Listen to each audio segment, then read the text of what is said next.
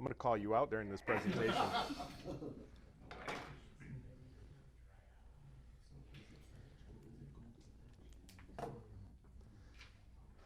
I'm not looking specifically at you. There's a timer behind your head. So if I focus on you, it's not intentional. I won't take it personal. Rob, can I have you move that over a little bit? Thanks. Yeah. Show of hands. How many of you would go to work every day, love your job so much that even if you didn't collect a paycheck, you'd still go? Really? I would. I actually would. I spend time with this product on nights and the weekends just because I like it. It's fun. But I don't think my wife would appreciate it. She doesn't want you out?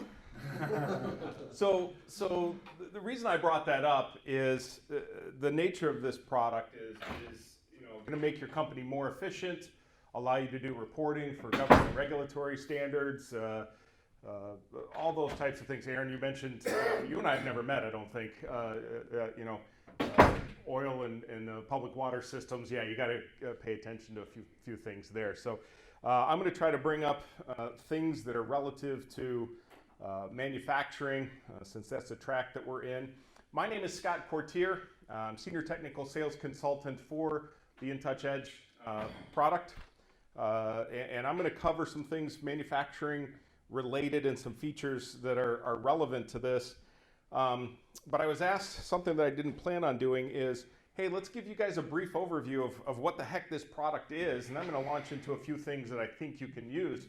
But this is, you can consider this an HMI product, a SCADA product, a low-end HMI, a mid-range HMI, a high-end HMI, and it kind of fits, I would say, below traditional InTouch. As InTouch has grown up over the years, it left a hole specifically that this product has filled so that you can do things like show tank levels, collect data, talk to different PLCs, different devices, do graphics, recipes, reports, trending, animations, alarming, data collection.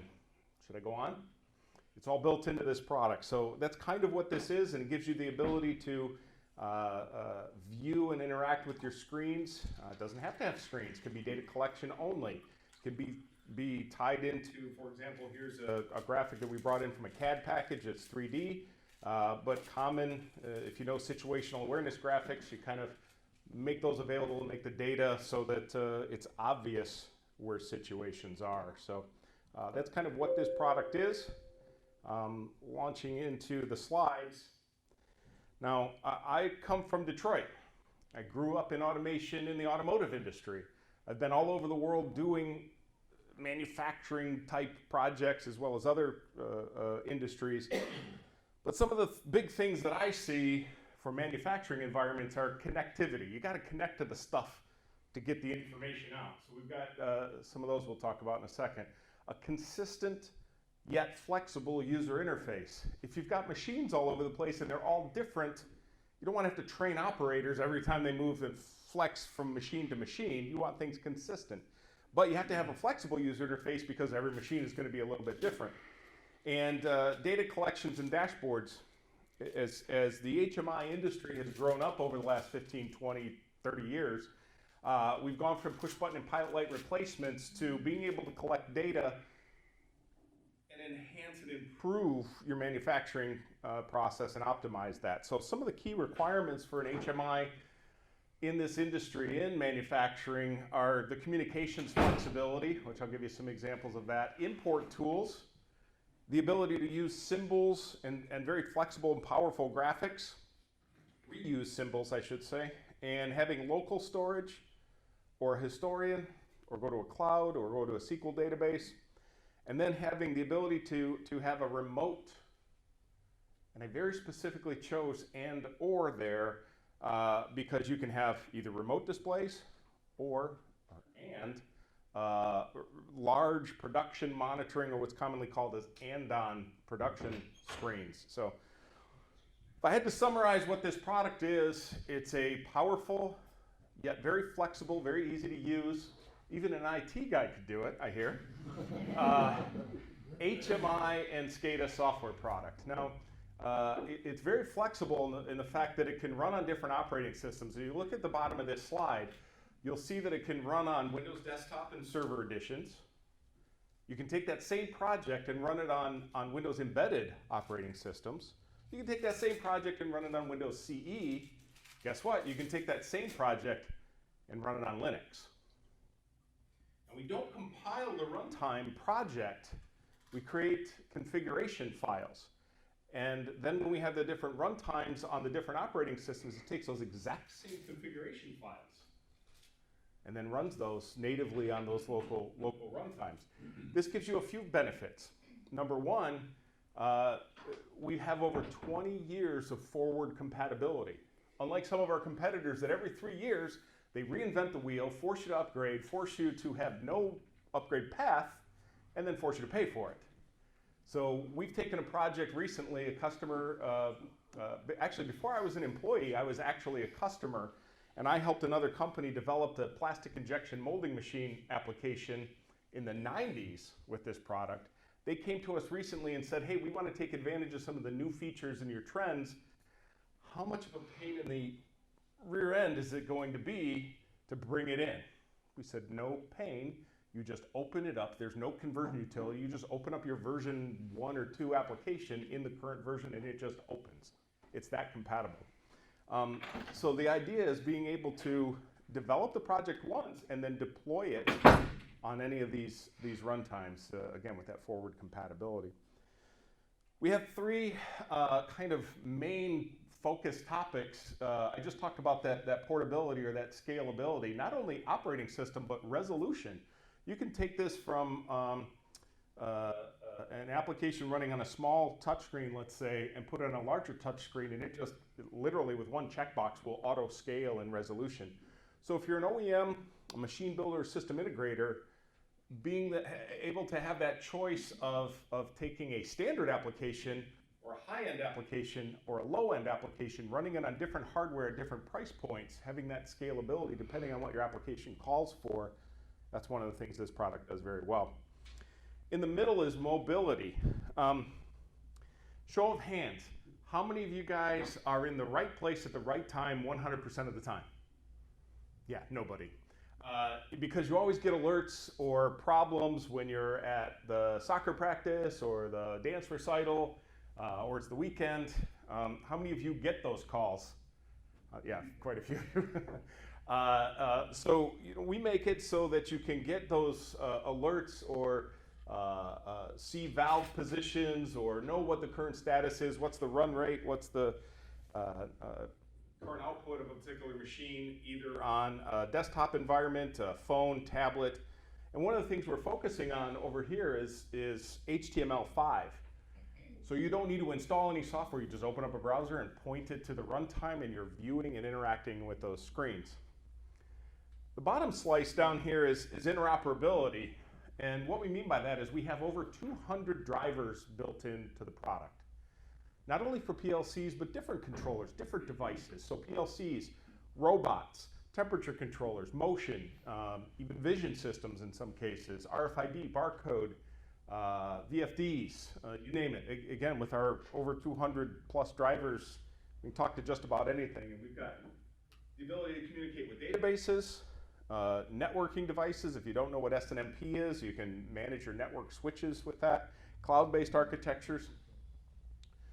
How many of you know what MQTT is? Anybody? How many have heard of MQTT? Okay, there we go. Is that your presentation?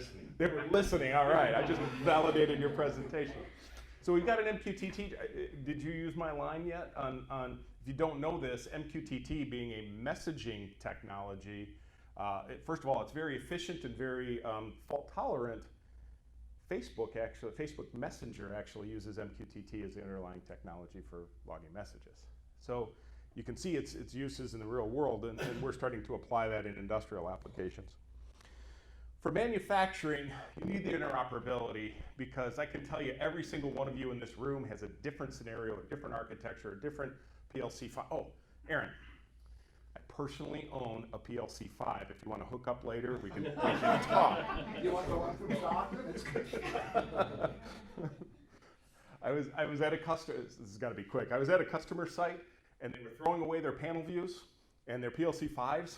And I literally went to the trash can and said, can I have those? I sold the panel views on eBay and funded a trip to Vegas. So the interoperability, if you look down in the lower left-hand corner, for any HMI, you need the ability to talk to PLCs. You need to be able to talk to different PLCs. For those of you who are using some of our competitors' products, they have a handful of drivers, sometimes less than a handful of drivers built in. Everything above and beyond that, you need OPC to talk. If you're not familiar with OPC, typically OPC servers cost per runtime. So when you deploy a lot of these, they add up and they add up fast, sometimes several $100s or several $1,000. So we have drivers built in, and then optionally, if we don't happen to have a driver, you can use OPC as a client to a third-party OPC server, like a Kepware kind of thing. If on the other side of this diagram, on the right-hand side, we can be also an OPC server to anybody else's client. So if you've got third-party ERP software, MES software that needs to come by and grab our tag information, we can do that as well. And then we've got database connectivity. We can log data to SQL databases. You don't need a SQL database. You can log locally to a file on the hard drive. You can log to any SQL. It doesn't have to be Microsoft SQL Server. It could be MySQL, Oracle, Sybase. But in addition to SQL databases, we can use the Wonderware Historian or even Aviva Insight. How many of you have seen Aviva Insight? If you haven't, go take a look at it at one of the booths next door. Really neat product, kind of built-in analytics and AI kind of stuff. Really kind of neat. So, in addition to the technologies of all of these, notice that all those arrows are bidirectional. So you can communicate from any of these sources to any of these destinations. You can also have multiple PLCs connected, multiple devices. And what that allows you to have is dissimilar brands of PLCs connected and act as a gateway between them. So who would have thought that you can have an Allen Bradley PLC talking to a Schneider PLC or Siemens PLC? We don't license limit you to the number of drivers that you can put in. So you can run into a hardware limitation before you run into a license limitation. So you can plug in a Modbus driver, Allen Bradley Ethernet IP driver, Omron, Mitsubishi, so on and so forth, and communicate between all of those. As I mentioned, there's over 250 drivers included. OPC is not required, but we do have clients and servers. And again, it's more than just PLCs. It's devices, things like RFID scanner for badge scanners, 2D matrix code reader, cameras, standalone devices, temperature controllers. I even got in building automation application. We were literally packing up and walking out the door, and the guy said, "Oh, I forgot to tell you, you have to interface with these 6 elevators." We're an industrial automation company. We don't have elevator drivers. So this over here on the bottom right is TXRX. We have a driver built in. The TXRX stands for transmit and receive. And transmit and receive means basically you can kind of handwrite your own protocol. So I talked to the elevator manufacturer. They gave me their API. I only needed 4 data points. I needed to know what floor it was on, which direction it was going, and status. They gave me that API. I used the TXRX driver, and in under a day, I was talking to 6 elevators.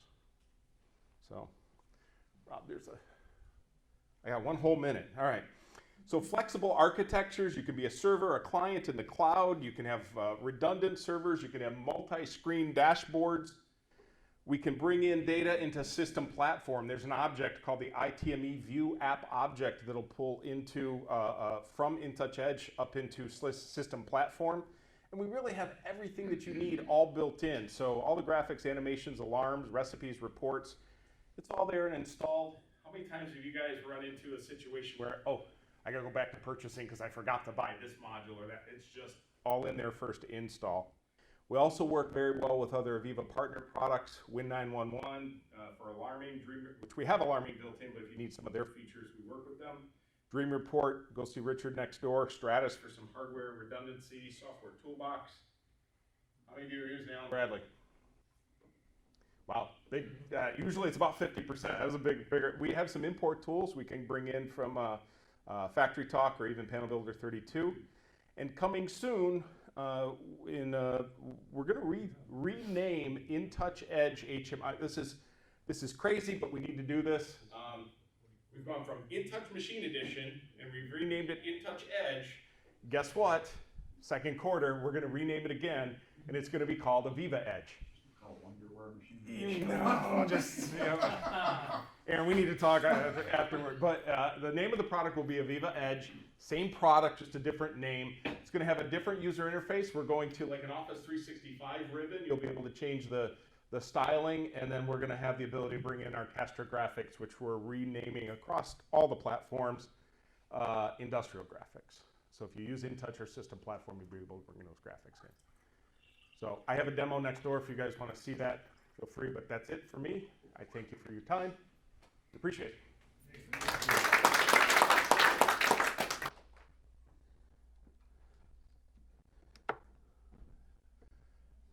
You have a laptop? No, just me.